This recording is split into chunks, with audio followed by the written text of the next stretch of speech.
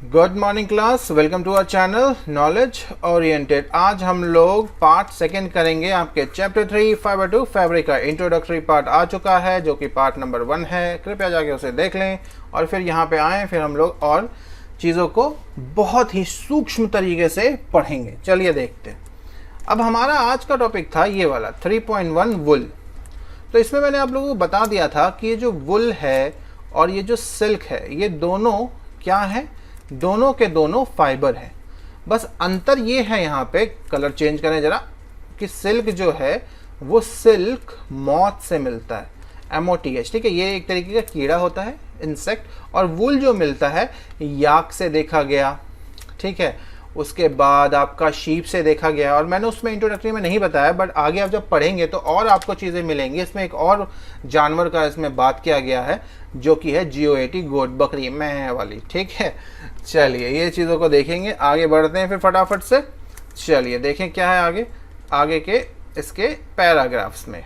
वुल, यानी कि वुल के बारे में हम लोग बात करेंगे।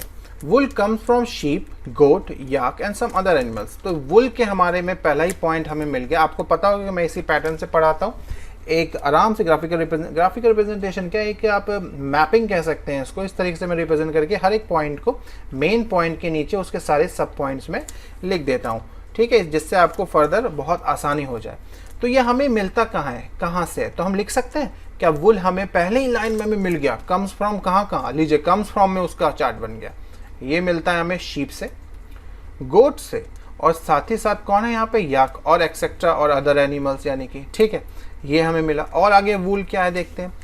These wool yielding animals bears hairs on the skin, यानी कि ये जो शीप, गोट और याक हैं, ये क्या करते हैं। इससे हमें क्या समझ में आ रहा है कि यहाँ पे जो शीप, गोट और याक होंगे वो क्या है, वो वूल यील्डिंग एनिमल्स हैं। यानी कि वुल यील्डिंग एनिमल्स का ये मतलब होता है कि उन्हीं से हमें वूल मिलता है, ठीक है। अगर मैं आपको बोलूँ एक दाल का पौधा है, तो आपको वो क्या यील्ड करेगा, पल्सेस, दाल ही तो यील्ड कर रहे हैं ना, वही YEIELD यील्ड है।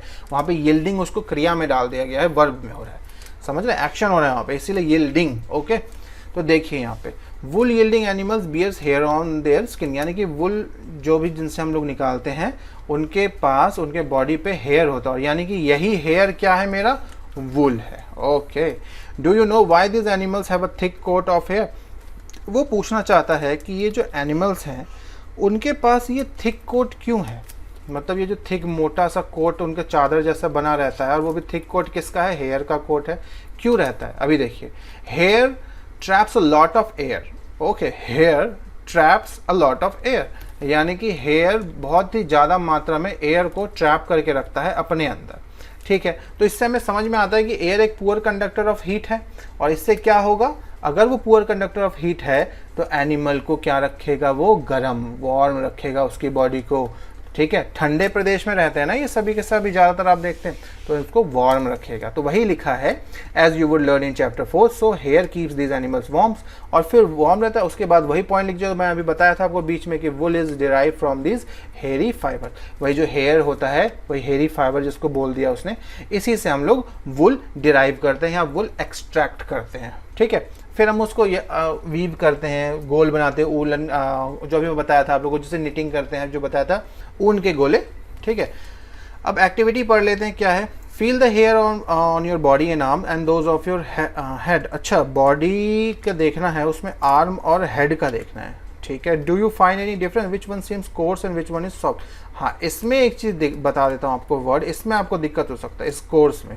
सॉफ्ट तो आप समझ ही रहे, वो जो बॉडी में वो दो पार्ट जो डिफाइन करने वो यहाँ पे बोल रहे हैं ना, वो आर्म्स का हेयर है ना, हाथों के हेयर, और हेड का जो हेयर है। तो आप लोगों ने देखा होगा कि हेड का जो हेयर होगा वो कोर्स होगा, COARSE, कोर्स, और ये जो आर्म का हेयर है वो होता है सॉफ्ट, यानी कि हाथों के बाल होते हैं सॉफ्ट। सॉफ्ट से तो हमें समझ में आता है। तो ये कोर्स क्या है, कोर्स का मतलब है HARD, हार्ड, मतलब हार्ड होता है, सख्त होता है, ठीक है, या फिर आप थिक भी कह सकते हैं यहाँ पे, ठीक है। तो उसके आगे देखते हैं आगे क्या बात करता है, ठीक है, देखें, बढ़ते हैं आगे फिर। तो यहाँ पे फिर बोलता है like us the hairy skin of the sheep has 2 type of fibres that form it's fleas. तो वही इसमें वो बोल रहा है कि जैसे हमारी जो हेयरी स्किन है, ठीक है, उसी तरीके से जो शीप की स्किन होती है, हेयरी स्किन किसकी? ऑफ द शीप, ठीक है, भेड़ की, या फिर याक की भी आप कह सकते हैं। यहाँ पे याक उसने अलग से लिखा नहीं है, बस 2 टाइप्स ऑफ उसमें से फाइबर होते हैं, यानी कि इसके अंदर जो फ्लीस होता है, उनका जो हेयर होता है, वो 2 टाइप के फाइबर यील्ड करता है हमें। तो वो 2 टाइप के फाइबर कौन से हैं? पहला जो है वो है आपका कोर्स वाला, COARSE कोर्स, वो हार्ड वाला जो होता है, और दूसरा जो होता है वो सॉफ्ट वाला, फाइन सॉफ्ट वाला होता है। तो इसके अंदर पता है, बस समझने का क्या बात है, वो जो कोर्स बियर्ड हेयर होते हैं, जो हार्ड वाले होते हैं, और जो फाइन सॉफ्ट अंडर हेयर होते हैं, वो सारे के सारे स्किन से रिप्रेजेंट करना वो चाह रहा है। तो मैं बताता हूँ क्या होता है। ये स्किन है, मान लीजिए स्किन के लेयर है, और इससे चिपका हुआ जो स्टार्ट ही हुआ है ना, बाल यहाँ पे ऐसा है, तो ये स्टार्टिंग का जो हेयर होता है ये सॉफ्ट होता है, और ये जो बाद का होता है ये हार्ड होता है। तो हार्ड तो आप समझ ही रहे हैं क्या है, यहाँ पे कोर्स है। तो वही वो कहना चाह रहा है कि the coarse beard and the fine soft hair, soft under hair close to the skin, ये सारे के सारे क्लोज टू द स्किन होते हैं। बस यहाँ पे उसको मेंशन करना चाहिए था कि वो थोड़ा दूर रहते हैं, बट उसने मेंशन किया नहीं, इस वर्ड को उसने बस ऐसे रिप्रेजेंट किया।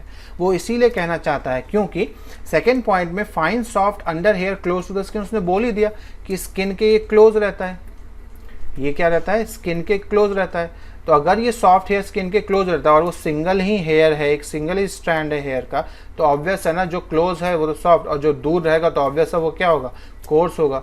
यानी कि ये दूर वाले हैं, ठीक है, ये दूर वाले हो गए, ठीक है, बहुत दूर रहते हैं, ठीक है, स्किन के क्लोज वाला और ये दूर वाले। तो समझ गए आप हेयर में कहाँ से डिफरेंस आ रहा है। उसी के आगे बोलता है the fine hair provides the fibre to make wools. ओहो, तो ये यहाँ पे चक्कर चल रहा है। यहाँ पे चक्कर ये है कि ये जो फाइन अंडर हेयर्स हैं, ठीक है, ये जो फाइन अंडर हेयर्स थे जो एकदम स्किन के पास थे, ये हम लोग यूज करते हैं, यूज फॉर किसके लिए, the fine hair provides the fibre to make the wool, use for making wool. अच्छा भाई देखिए, वूल आप देखते हैं, ऊन को जब छूते हैं, एक सेकेंड, ऊन को जब आप छूते हैं तो कितना सॉफ्ट लगता है वो, है ना। तो इसीलिए तो, क्योंकि वो बहुत ही ज़्यादा एकदम पास वाला हेयर होता है उसका, शीप का, ठीक है।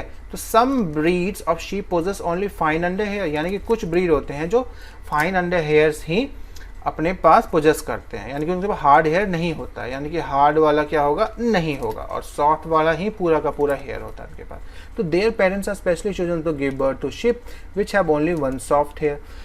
कहता है कि उन्हीं शीप को फिर इंसान चूज़ करते हैं ब्रीडिंग के लिए, जिससे जो उनके यंग वंस होंगे, जो बच्चे होंगे, उन जब वो आगे उनके बाल आएंगे तो वो सॉफ्ट होंगे, क्योंकि उनके पेरेंट्स के भी बाल सॉफ्ट आते थे, तो सेम, ठीक है। तो वही लिखा है, यही this process of selecting parent of obtaining special character in their offspring वही है उनके बच्चे, ठीक है, such as soft under hair in sheep term as selective breeding.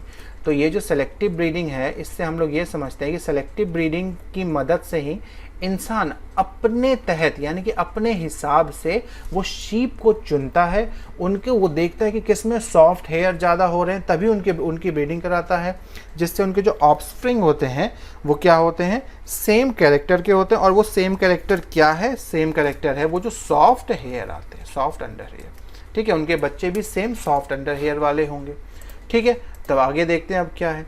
इसके बाद बोलता है एनिमल्स दैट यील्ड वूल, ठीक है, ठीक है। तो ये वाला पार्ट एनिमल दैट यील्ड वूल वाला हम लोग नेक्स्ट पार्ट में पढ़ेंगे, ये आपका पार्ट फिर 3 हो जाएगा, ठीक है। नेक्स्ट जो पार्ट आएगा आपका, नेक्स्ट पार्ट जो होगा वो आपका पार्ट 3 है, और ये वाला पार्ट 2 आप कंप्लीट अच्छे से देख लीजिएगा, नोट्स बना लीजिएगा, ठीक है। तो मिलते हैं फिर learn grow succeed. Thank you.